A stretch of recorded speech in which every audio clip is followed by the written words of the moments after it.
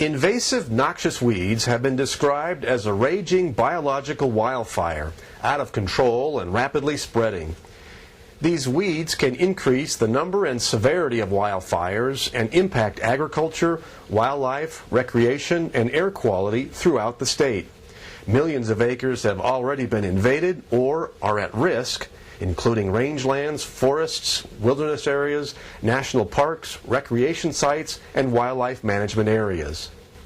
In an effort to combat this invasion, the Utah Department of Agriculture and Food is fighting a war against several targeted invasive species, such as square rose knapweed, medusa head, rush skeleton weed, and Phragmites. In early 2012, the Utah legislature appropriated $1 million to the Invasive Species Mitigation Fund to effectively begin the war on invasive weeds.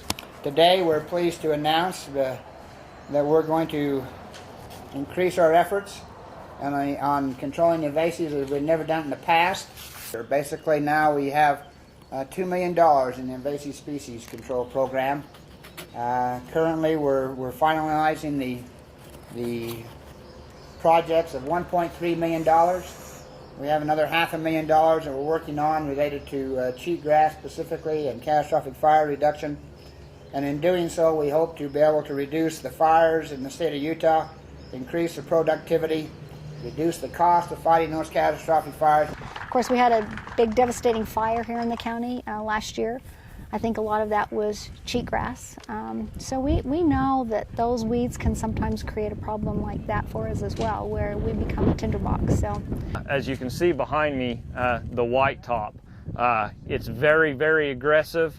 It spreads like crazy, spreads from the seed's head, spread from the roots, and it just kind of takes over areas. So it's really, really important that you try to take care of the weed problem beforehand, before we come in and do all this rehab work. The challenge for the county right now in that burn area is how do we address the weeds without damaging the just newly forming, budding grasses that are coming up. Well, reseeding is pretty important because it's a chance for us to get a blank canvas and put things in the habitat and the environment that we want to help Mother Nature get a leg up on coming back after a fire. I'm really happy the way this looks this year. As long as we keep in some more moisture, it's going to turn out really good, and in 5 years this place will look fantastic. 2 years into the Invasive Species Mitigation Fund program, several large-scale projects are starting to show promising results. One of those projects is along the shoreline of Utah Lake in Utah County.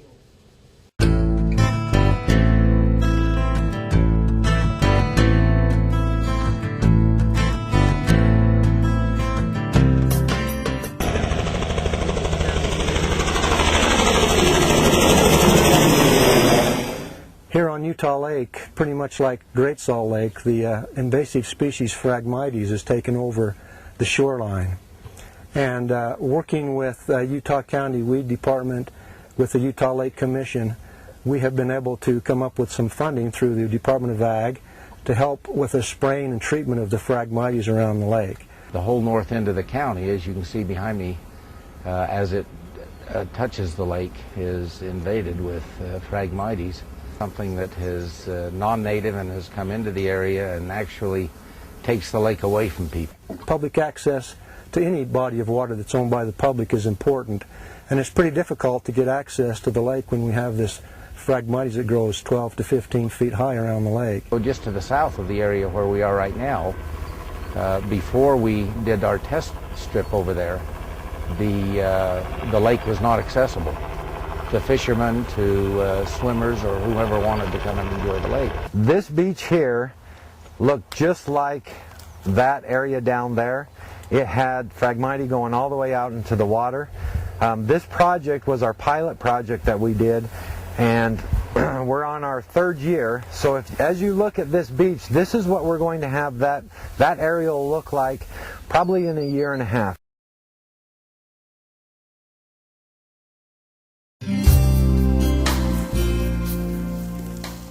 The war on weeds continues at Utah Lake as these weed warriors battle Phragmites along the shoreline. Phragmites is a fast-growing reed that grows so thick that it crowds out public access and even prevents fish from swimming through it. Now, in its third year, Phragmites treatments are beginning to show success, and the sandy beaches that once dotted the Utah Lake shoreline are being reclaimed. There's a lot of sand around Utah Lake. Utah Lake was a prime recreational destination. There used to be over 20 resorts around Utah Lake that people would go and attend during the week and on the weekends, and that's just died down as it's competed with other recreational opportunities that have developed over the years. In recent decades, Phragmites has taken over the shoreline, reduced recreational opportunities, and impacted wildlife. And we want to resurrect that. We want the community to embrace the lake once again. One of the projects currently underway on the north shore of the lake is to speed up the process of biodegrading the dead Phragmites. This area was sprayed last year. We will be spraying it again this year for our spot treatment. But all of this that is dead, that is here, we're actually using the Marsh Masters, the county equipment, and also Division of Natural Resources equipment to smash it down. There's various different ways that we can get rid of the biomass that's here. One of the ways is to smash it and let nature actually biodegrade it into the soil. If we want the native vegetation to be able to thrive back here, the hardstem, the cattails, the alkaline bulrush, we need to be able to have this biodegrade or get it removed to get back into the native environment that was here.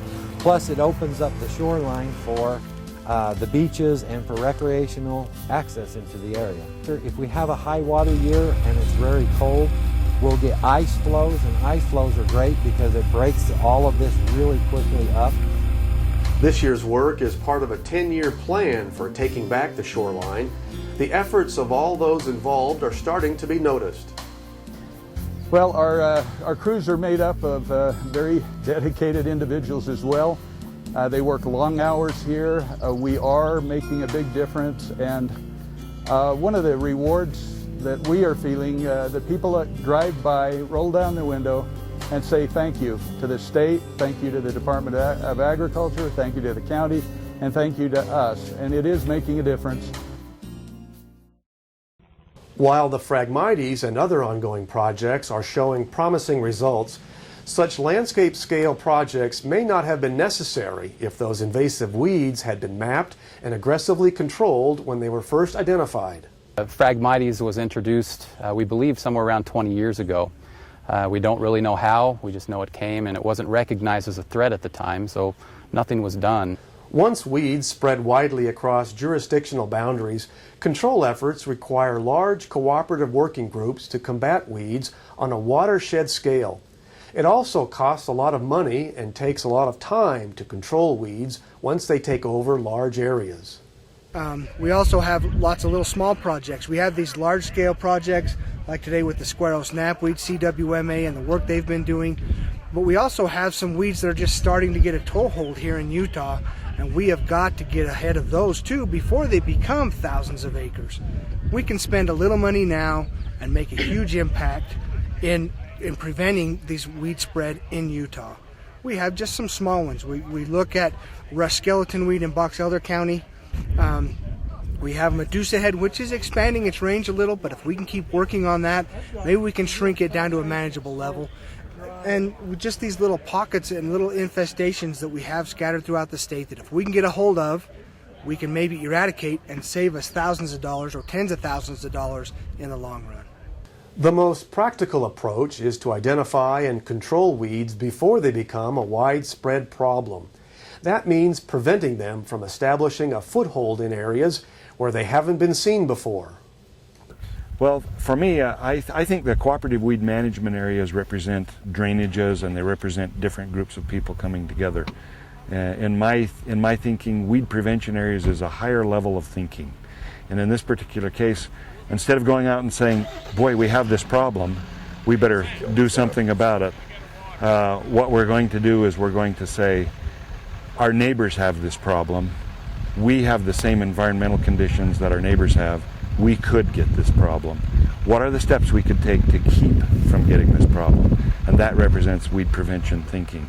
And in many cases, there's an educational component so that people know what to watch for, what to look at, and what they can do in order to keep the plants from getting in there and becoming weedy in their area.